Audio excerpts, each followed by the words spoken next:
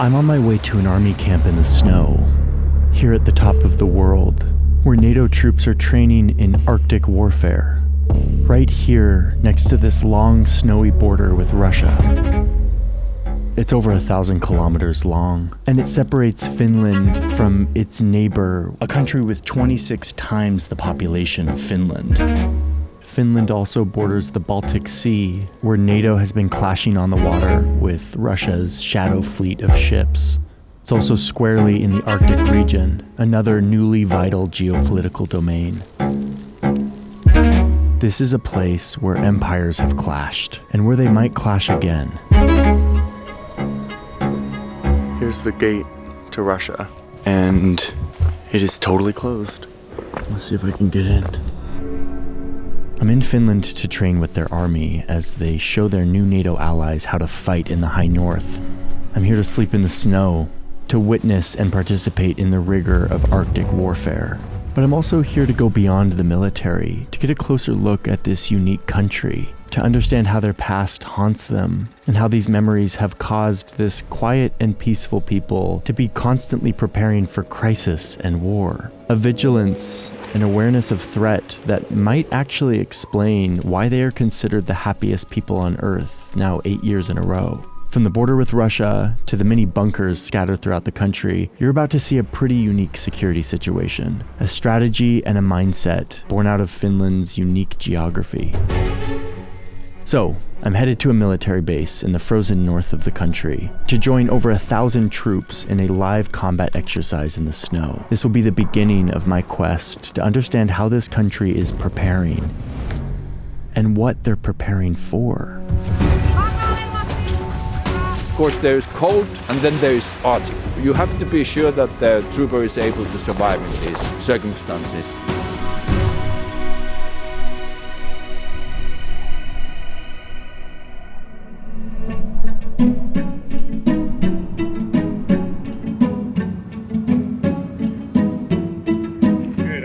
Hey Felix. This is Johnny. Yes, nice to meet you. This is Felix. He's a captain in the Finnish army who is a skilled outdoorsman. He has a master's degree in Arctic warfare. And I know you like maps. Yes, I do. Oh, wow, what a treat. Military maps. Wow, this is awesome.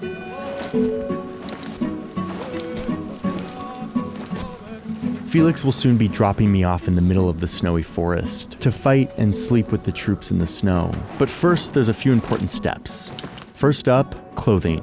Here in northern Finland, the temperatures can get below -40 Celsius. The cold can be as deadly as any artillery cannon, if not more. So this huge warehouse is dedicated to proper clothing. You have to sign these. Large or medium? I think medium. Probably medium. 44? 44, yep. This is all of my gear. This is like body armor, pad, rucksack. Everything in this big orange bag is soon going to be on my body, one way or another. 30, 40 pounds. Okay, time to get dressed. And even though I thought I knew how to put on clothes, I quickly get schooled on how this all works. Does this go first? No. No, the measure first. Okay, cool. So it's all about layers, basically. Yeah. Did you get socks? I did, yep. Yeah. Yep. Only these. And then. Yeah, okay. Yeah. First, these first and then this. So the whole concept of this is like having layers on you. This? No, Then. don't put the snow camo now. Next layer Next on layer top after of those. Okay. Wow, that's a lot of gear. Go see what it's like to be an Arctic warrior. Next, we wander through the base, headed towards the mess hall. We grab lunch, which for me is just an opportunity to ask nonstop questions to Felix, who wrote his master's thesis on the future of Arctic warfare. And while he said he can't share it with me because it's classified, I'm still peppering him with loads of questions about what Arctic warfare is. Wandering throughout the base, I also get to catch up with the military leaders who direct this group of a few thousand Arctic soldiers called the Jaeger Brigade. The Jaeger Brigade is the northernmost unit what the Finnish Defense Forces has. As a deputy commander of Jaeger Brigade, of course, I have the feeling that we are Finnish Army the most skilled unit in these conditions. Next, it's briefing time. We head to the command center to get a rundown on what's going on here. This is Arctic Forge. It's a large-scale military exercise in the high north. It's a collaboration between the militaries of the US, Canada, Norway, Sweden, and Finland. It will include over 1,000 troops, all behaving as if they're in a real-world combat scenario. Over at a nearby airfield, the US Army's 11th Airborne Division has just landed, coming in from Alaska. They too are treating this like a real-world combat scenario, behaving as if they're quickly coming to the aid of Finland, who's just been attacked. This is the situation where Finland is in trouble, Finland is in war, we need help, and now we are fighting together, defending Finland. American troops will work together with Canadian and Finnish troops to learn how they fight here in the Arctic, something the Finnish army is expert at. The exercise will play out over this 40 square kilometer swath of snowy forest. The blue team will be comprised of Finnish troops with their new NATO allies from America and Canada, and they'll be trying to defend their territory. And on the other side is the red team that will be made up of a few hundred Finnish soldiers, acting as the invaders. They'll be attacking, trying to take territory. This is the team that I will be on. And I didn't know this before I came, but they really pulled out all the stops to ensure that this is as accurate to real warfare as possible. The blanks in these guns are wood-tipped to mimic the sound and kickback of a real bullet. And in addition to these ground forces that I'm embedding with, there's also units of tanks deployed in these woods, hiding in the brush and preparing an offensive maneuver. There's artillery cannons standing ready to fire simulated ammunition across the front line. There's surveillance drones in the air with thermal cameras trying to detect our position, and real fighter jets ready to drop simulated bombs if they see a target. We are sending the message that we are defending Finland and the eastern border of NATO, and now we have also the Allies troops here to be part of that. This multi-day exercise is about to begin, but first Felix wants to put me through some training.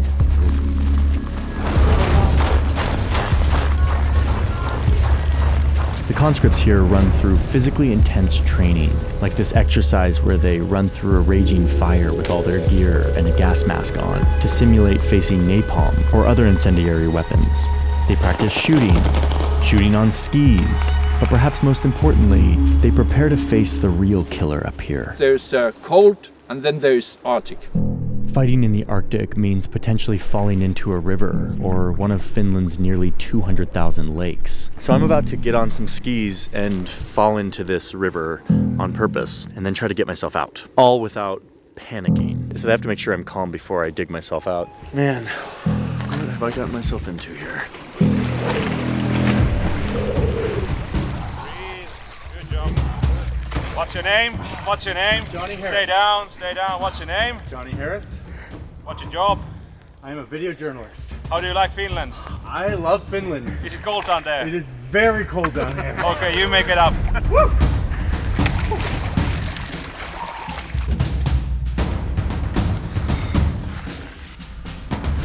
All right, we're doing sprints now to warm up. That's the technique. Okay, we're warmed up.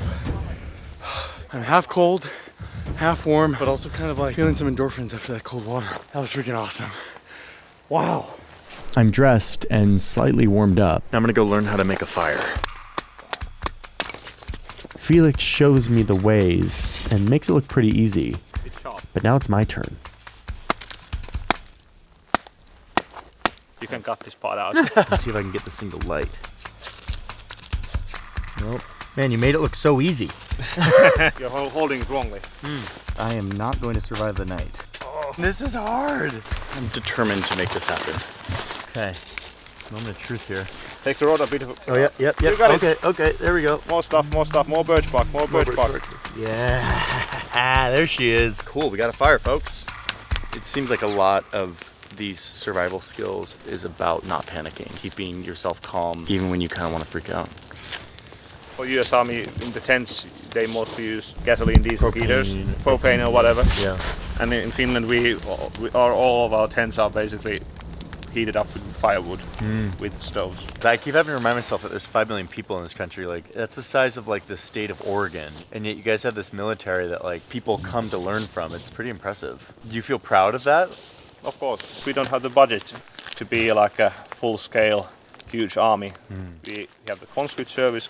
Thank God we have stick to that. Most of the men have been through conscript service, have a wartime duty, know how to use guns, know how to ski. Like the whole thing is embedded in the Finnish society. Yeah. That if the bell rings, we're gonna take up arms and do our job to keep the Finland independent.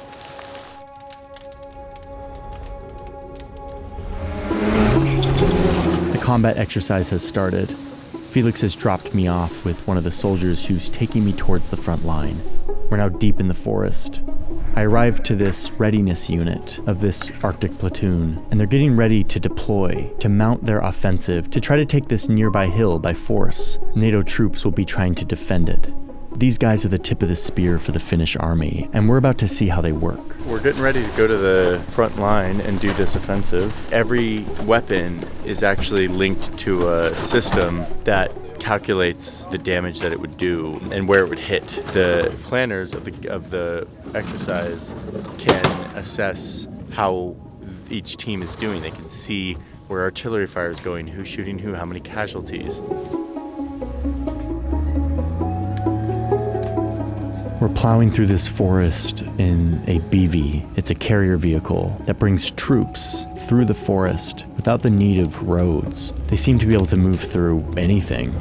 Okay, we're on the front line here, right where we believe the enemy position is, and we're gonna get our skis on and start moving into the enemy's territory to attack. The Red Force, which is mainly or almost all are Finnish conscripts, they are starting to advance, to attack. They are not typical conscripts, they are our best conscripts. And they know that on the opposite side there is US professional soldiers. They are eager to show to US soldiers what they can do and eager to win. All the guys start to get ready to do this maneuver. The drone is about to take off, snowmobiles. There's the comms guy with his big radio over here. We're mobilizing here. This is Arctic warfare.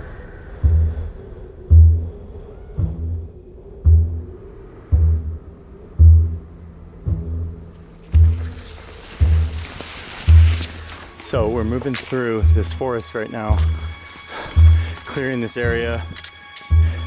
We're on the front line, so we may encounter someone from the other side. If these guys are ready, making this offensive happen, waiting, moving into this enemy territory.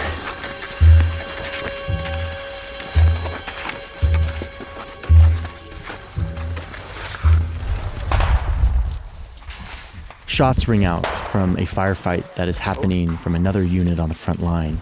Kymppi. Paljonko vihollista? As you can hear, furthermost squad around the objective area is currently in a gunfight. Just hang back. Okay. And let them do their thing. Okay.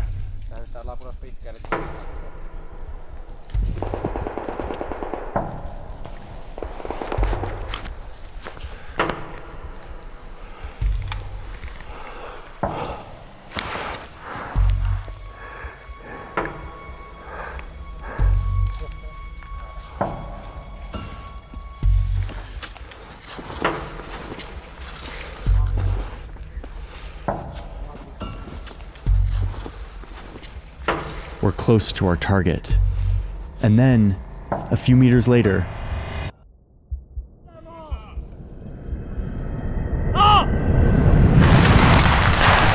there's a firefight going on up here. We're gonna go give them some backup.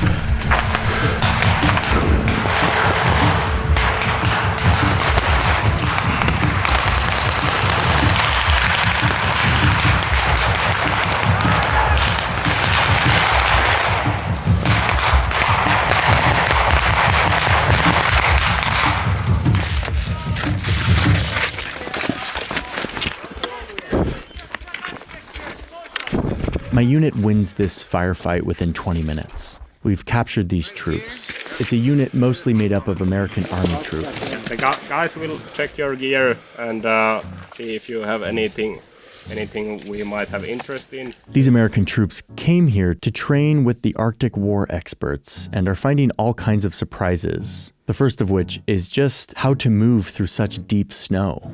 He was like sinking about this deep. I'm like, all right, I'll be okay. And I go about this deep, and I'm like, damn. And even though they're technically supposed to be enemies on the battlefield, the soldiers can't help but start talking shop. Pad 7's a little smaller, but yeah, you get thermal, you get day, you get zoom, you get lasing grids. Pretty good stuff. Earlier, when I was back on the base, I caught up with another group of US soldiers in the cafeteria. The Finns are masters of skiing.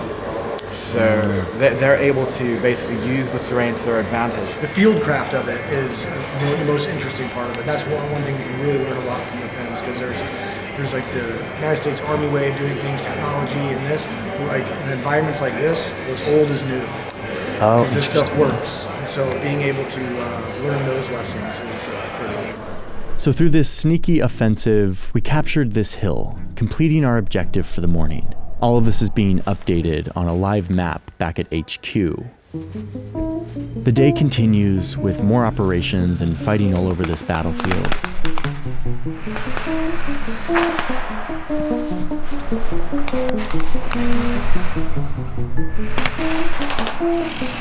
But we're in the high north. The days are short here, and soon the sun is going down. So I get to sleep out in the snow tonight. A little candy bar for the cold night. These are the worst conditions to sleep in.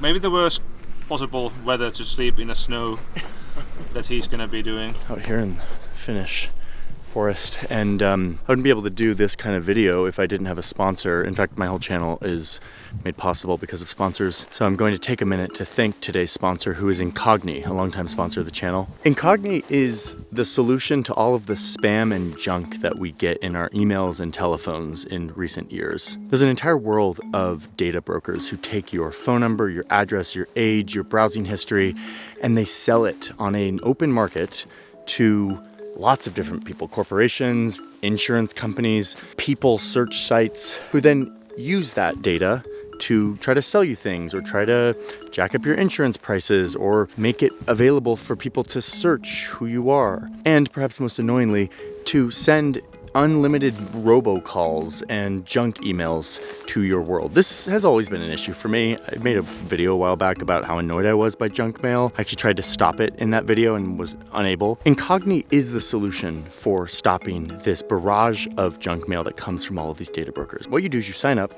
you give Incogni permission to act on your behalf, to go around and request that your name be taken off these data broker lists. It turns out we have rights to be taken off these lists, but it takes a lot of effort and time to do it. So what Incogni does is they go out and do all of that work for you, and they keep you updated on the progress. You get this dashboard where you get to see how many requests they've done, how many have been successful, how many they're still in progress on. It's actually really satisfying. I learned that I was on hundreds of lists, and Incogni started the process of getting me off these lists. Incogni is offering a discount to the viewers of this channel. If you use the link in my description, it's incogni.com/JohnnyHarris. When you use that link and you sign up for the annual plan, you get 60% off. I get the annual plan because that means that Incogni is always scrubbing these lists, always looking for my name and take it off. So thank you, Incogni, for sponsoring today's video. We got a lot more to do here, so let's get back to the training.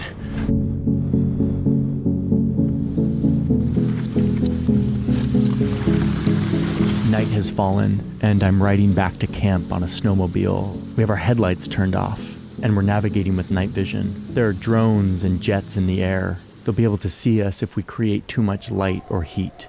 We're still in combat mode, and because we're already so deep in this forest, we're gonna camp out here. Here in the tense darkness, I get briefed by our unit leader. The situation is as follows. So we have our basic defensive posture. Squads are scattered around there in the wilderness. Right now we are making preparation to move into the cold base. Cold base. That doesn't sound very comfortable. I learned that this means we need to sleep in the snow to make our shelters as cold as possible to avoid being detected by the infrared heat sensors from the drones overhead. The company commander's intent is to divert the enemy recon with this move. So we will leave our hot tents, move further into the woods. The problem is, I have no idea how to build the ice shelter that I'm supposed to sleep in tonight. I'm told that step 1 is to put on my skis and start packing the snow down. I really have to go to the company command post, get my orders, so I will see you in a couple of hours. Okay, perfect. Thank you so much. I appreciate your help. At this point, despite the instructions I've been given, I still feel out of my depth. Luckily, another conscript wanders over to help. Hello. Hi. We haven't met yet. Hi, I'm Johnny. Nice to meet you. How are you doing today? Very nice. After about 45 minutes of stomping on this snow, we start cutting the packed snow into cubes. These will be like bricks we use to build the walls of my shelter. While we're building, we get talking about what it's like to be in this unit that is the first to go into conflict. How do you feel about that? Is that kind of make you nervous or? No, it's just our job to do. Yeah.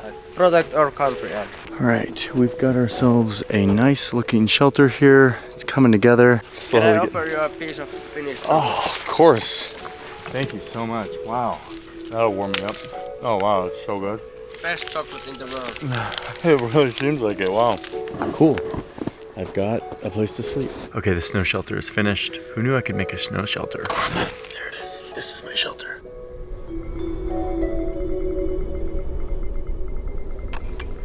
Okay, little update.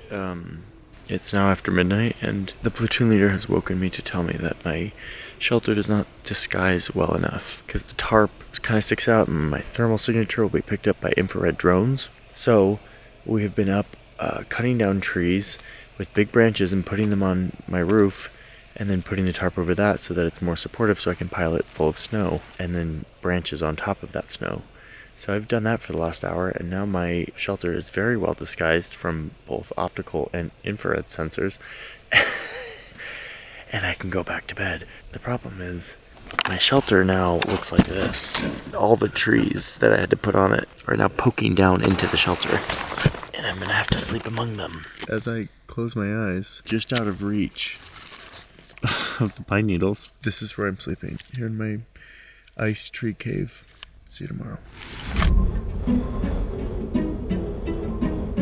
I'm exhausted, and as I fall asleep, I get the feeling that I'm glimpsing something important and old. Not just a military exercise, but an old tradition, a mindset that you can really only understand if you know Finland's unique story.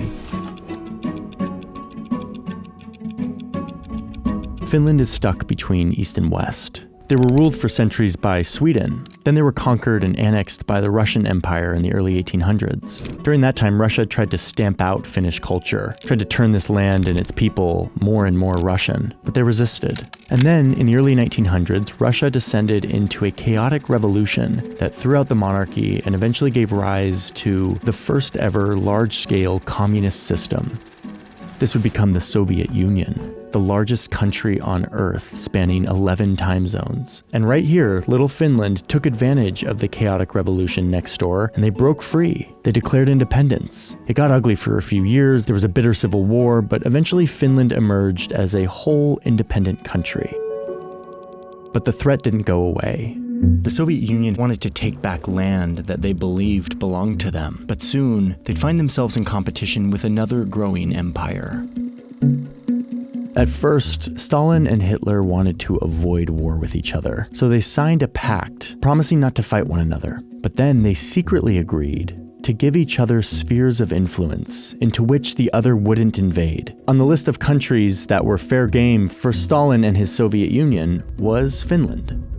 So just as the winter of 1939 was descending onto Europe, hundreds of thousands of Soviet troops flooded across this long border into Finland.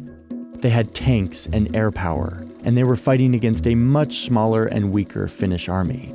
But despite this, the Finns fought back. Their knowledge of this terrain and their ability to blend into these forests, to slip through them on skis and quietly camp out here in negative 40-degree weather, their attitude of resilience, their commitment to defending their land, all of this allowed them to punch above their weight in what is now known as the Winter War.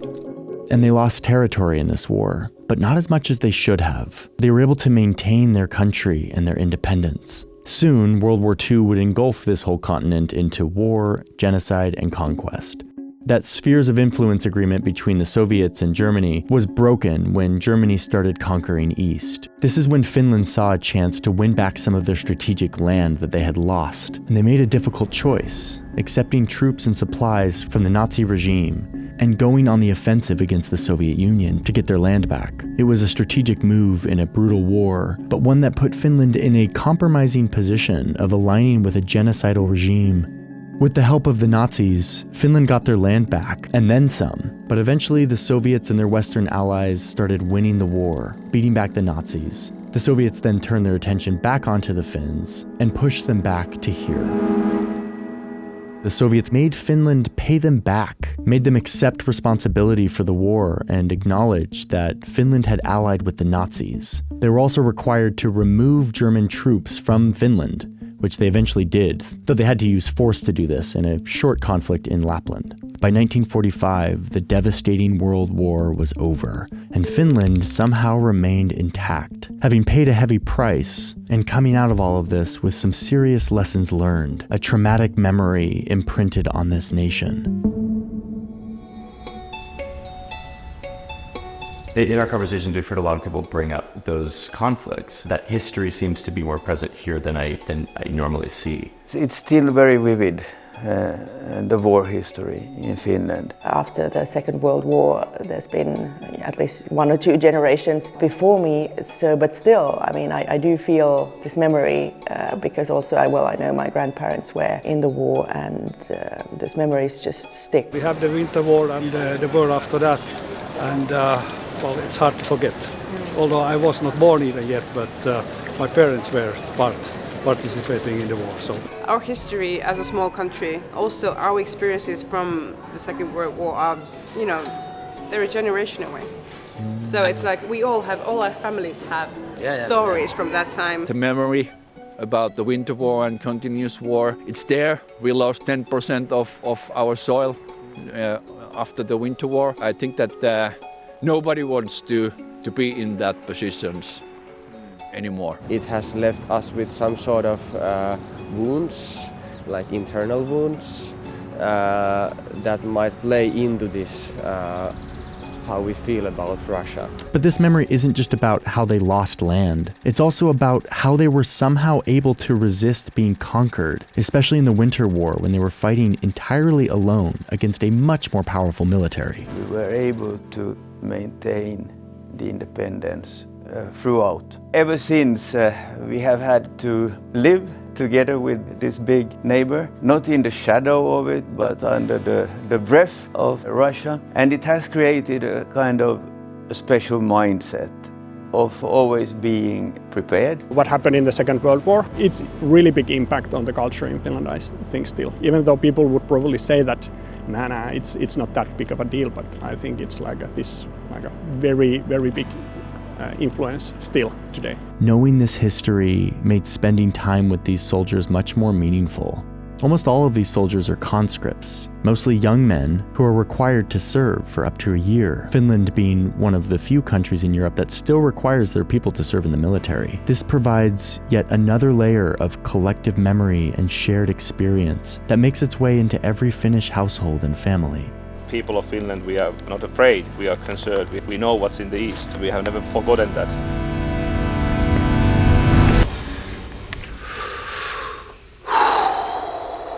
What a night. Time to go. I have to break this fort down. I slept as well as you would expect in an ice cave that I made here in the Arctic Circle. A lot faster to kill it than to create it, but that's how it goes, I guess. The platoon leader told me that pine needle makes for some good tea. Gotta try it out. I don't have any coffee. Pine needle tea, let's do this. Oh, that's nice.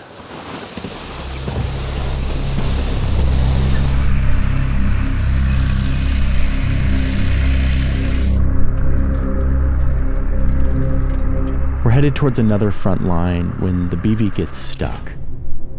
So the platoon is here in this wide open area, fully exposed to the sky.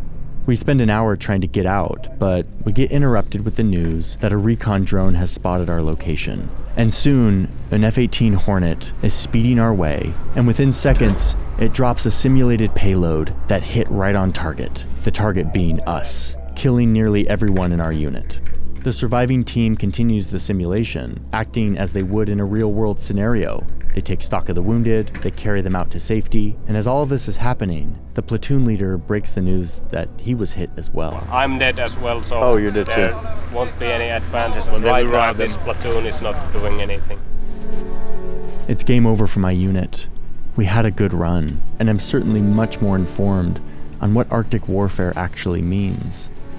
My time at the base is over. My next stop is the Russian border. But before I say goodbye to the troops, Felix insists that we end our adventure in a traditionally Finnish way, a sauna. Saunas are a big part of the culture here, and the military is no exception. This is a real sauna, heated by those embers.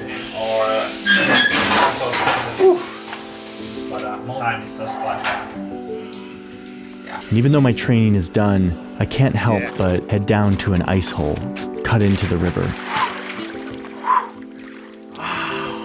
He's done this. I'm alive before. I got it. Woo! That was amazing. Oh man, there's nothing better. There is nothing better. You guys are crazy.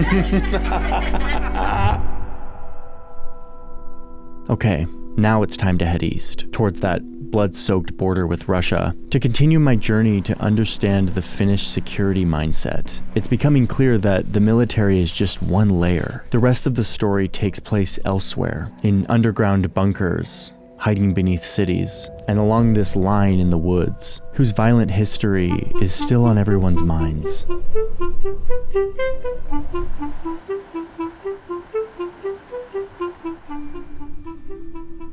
After World War II, Finland had to play a delicate balancing act. They found themselves once again in the middle of two big hostile forces. Their former invaders, the Soviet Union and their allies to the east, and the US and their European allies to the west.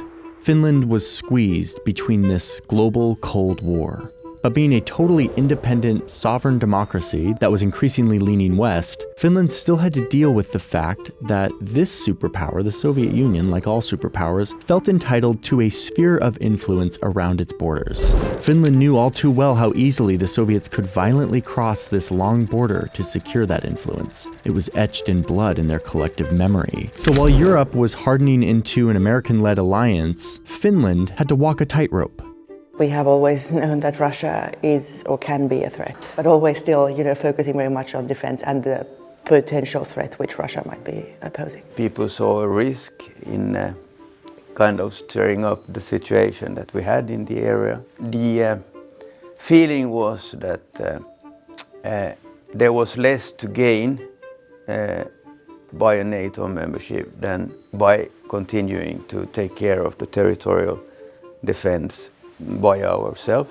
In retrospect, we now see that Finland played this situation very well. They promised to stay non-aligned, meaning joining neither alliance. And instead, they would go on to continue building a capable military based on mandatory service and founded on the principles of resilience, discipline, endurance, and a commitment to keep alive that collective memory of the importance of defending your soil. And, somewhat famously, the sauna helped in keeping the peace.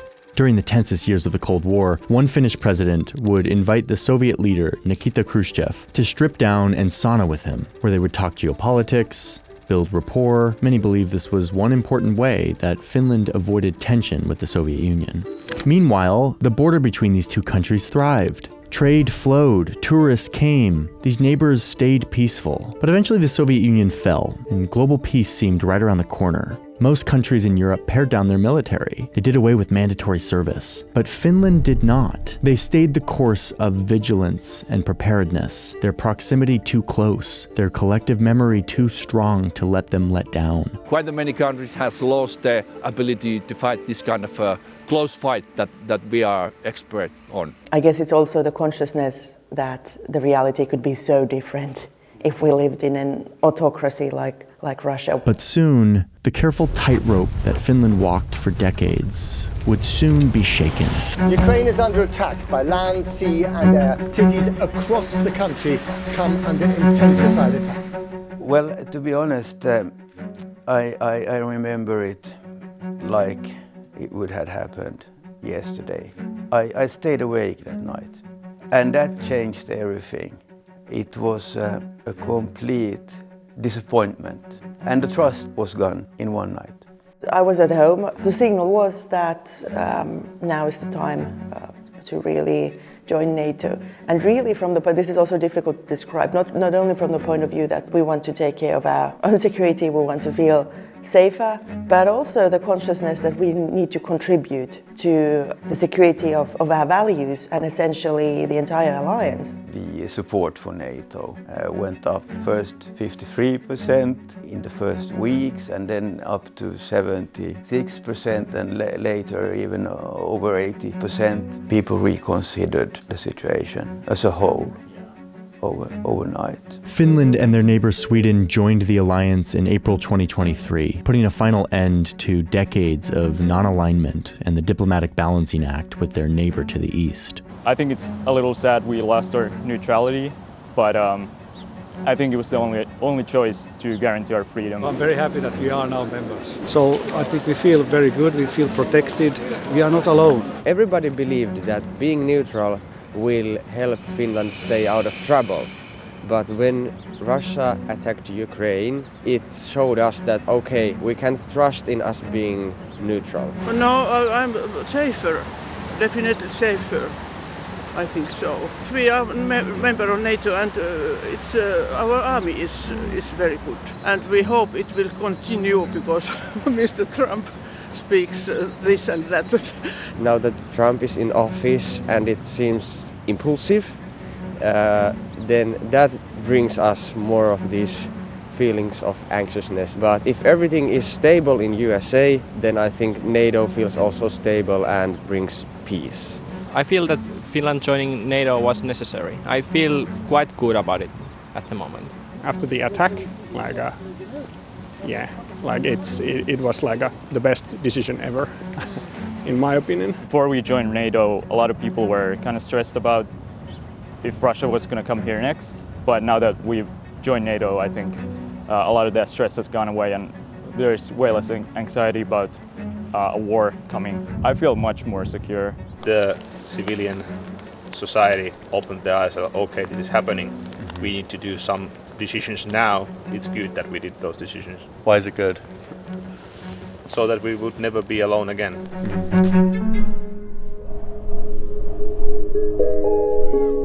In the autumn 23, Russia started to instrumentalize migration. Up at this snowy border crossing at the north, Russia started dropping off refugees who had come to Russia seeking asylum, but now they were sending them to Finland, presumably with the hope of causing debate and division over migration within Finland, one of several hybrid war tactics that Russia has used to sabotage the West. We are 15 minutes away from the Russian border in a very rural part of the country. And I'm very curious what that border looks like right now. There's not a single soul in sight. No cars. Suomi is Finland, and then right there is Russia. So not too long ago, this was a thriving border crossing. Like, people would come from Finland into Russia to get cheap gas. People would come from Russia into Finland for tourism and stuff that they could buy here. People have relatives on different sides of the border. But after this escalation in Ukraine, it turned into this ghost town that it is today. It's looking closed. Oh man, this is ominous. Okay, here I am. Here's the gate to Russia. And it is totally closed. In 2019, it was around 9.5 million border crossing on a yearly basis. And now we are in a situation where the border is closed. Completely silent out here. Let's see if I can get in. Hey, good morning. Hi. How you doing? I'm fine, thanks. Good. Hello.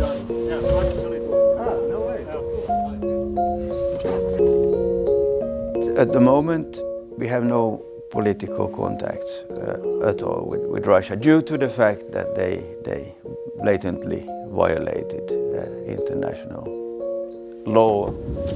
Okay, we're at a border station now. Hello. Sir, Mikael. Hi there. Hi. Johnny. Mikko. Yep. Are you first time in Finland? Yeah, first time. Training with the soldiers. They think a lot about this border. They think a lot about the potential threat. Pretty interesting to see how quiet it is here. Even though all the border crossings are now closed, the guards here still patrol the line like normal. So tell me about this dog. What's his job or her job? Things here are different now, not just because the drug-sniffing dog has less work to do because no one's crossing, but there's new tension in the air, tension that awakens some of the ghosts of the past. Those winter war battles were fought on this very ground. As, let's say, border guards in service of Finnish nation, I think we all think maybe a bit more about the military history of the areas. Border guard troops have fought here before, so we are kind of the legacy bearers of those who came before us. So of course, I would think that everyone here from time to time thinks about those things. I think maybe it's one of these unifying events in our nation's history. Yeah. Maybe that's why it's on people's minds all over the place. Yeah. All around this border area, you see reminders of what happened all those winters ago. And now this ghost town of a border, in all of its quiet tension, is just another visual reminder of why they prepare, why they have always prepared. Do you think it'll open back up? It's really difficult to say that. Yeah. It's not in our hands. Yeah. As you can say, the world is changing so rapidly. But we are here and we're ready, whatever is decided.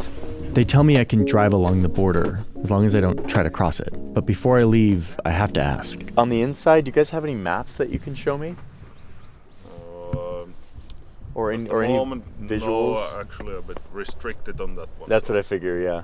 Okay. Well, thanks, guys. Driving now right along the Russian border. Long, long border. Very wooded, very snowy, very quiet. Okay, here we are. That is Russia, just over that fence. Finland has built so much of its security strategy around the memories that exist here on this border. The memories of bloodshed and violence, of their land being taken. But when you're here at this border, it is quiet, it's silent, it's peaceful, it's beautiful. But in the air is this tension of, will that memory come back? Finland is very, very dedicated to making sure that doesn't happen.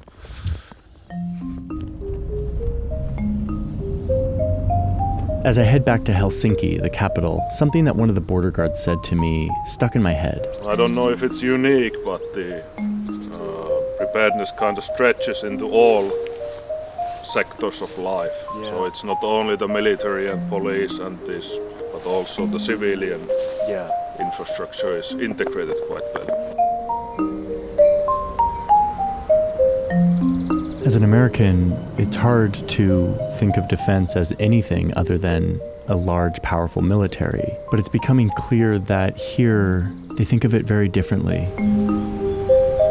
The next piece of the puzzle to understand this is hidden under this city. It represents one of the most important layers to the Finnish defense strategy, to the mindset of preparedness. And it's something that basically no other country on Earth has, but that could prove key to this country's security, and might even be a part of explaining why these people are considered the happiest in the world. There's this little glass box right here that I'm about to go into, because apparently there's a huge bunker underneath.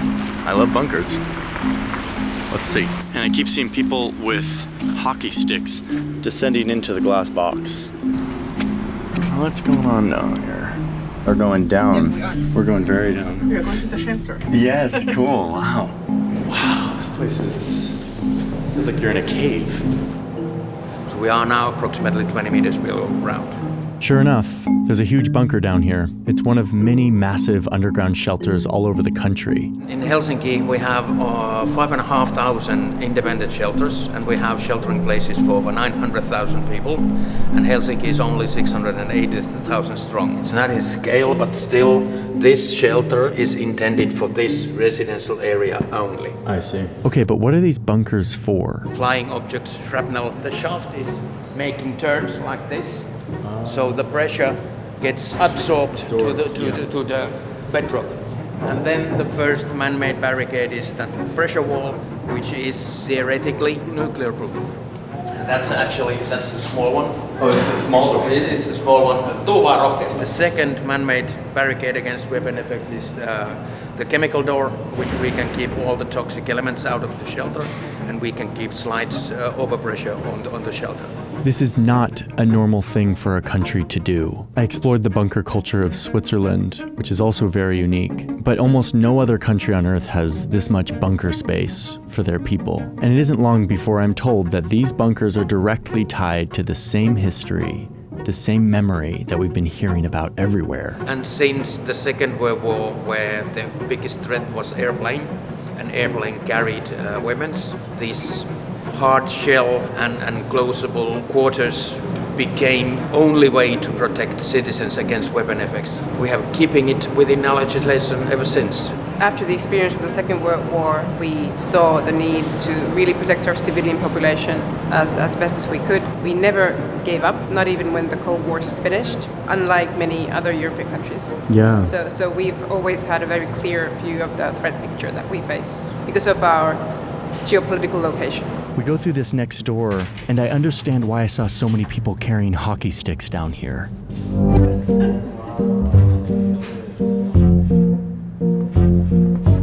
This is so cool. He just told me that they rent this out to business people who are the ones who are responsible for making use out of it and maintaining it. That's the dual use purpose. Yeah, and they manage all of the coordination. Yeah, and then they pay us rent, and it is being maintained. That's incredible. Wow. Is there food storage down here then? No, because you don't need food. I guess you need water.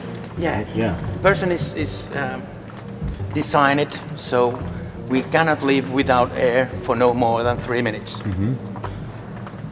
If we had air, we cannot live without water for no more than 3 days. Person which has air and water can live without food for up to 3 weeks. Again, it's not supposed to be nice. This isn't a hotel. Yeah. It is a place where you keep yourself alive. In Finland, bunkers are used for a lot of things, not just hockey rinks, but a pool, like this one, that can be quickly drained in case of an emergency. Or, as I see when I walk through this door, a parking garage business. And the use case I found here is surprising. Oh, wow. It just keeps on going, look at this. Whoa. Must be the world's most secure playground. Yeah. Must be. Yeah. How many square meters is all of this? 18,000. How much of it is being used? 17,000. The bunker is just the beginning. They walk me through all the specific roles and responsibility for every person who comes into this shelter looking for protection. They tell me about the courses and classes that almost every member of society takes for emergency preparedness. And this is where it all clicks for me. What that border guard was saying about how the military is just the beginning of their defense, but that security and preparedness is everywhere. Finland isn't a place where the government protects the people. It's a place where the people protect each other through a tightly woven web of commitments, responsibilities, values, training, and a shared worry that no one ever really forgets about. And let me just tell you, I could kind of get a glimpse of the depth of this web, this commitment, but I could tell that it goes so much deeper than I could ever fully grasp on a short visit, much less communicate in a short video. But it's here, it's unique, and it's deeply inside of the minds of everyone that I talk to. It's clear that, you know, when you have a border that's also a NATO border now, then you have to be prepared for all eventualities. We have had our difficulties with all of our neighbors. Yes. Vikings, Swedish, Russians, we have had them all. The civil defense man invoking the conquest of the Vikings to evangelize emergency preparedness, all while standing in front of a playground inside of a 20-meter deep bunker, really says it all. This place is unique.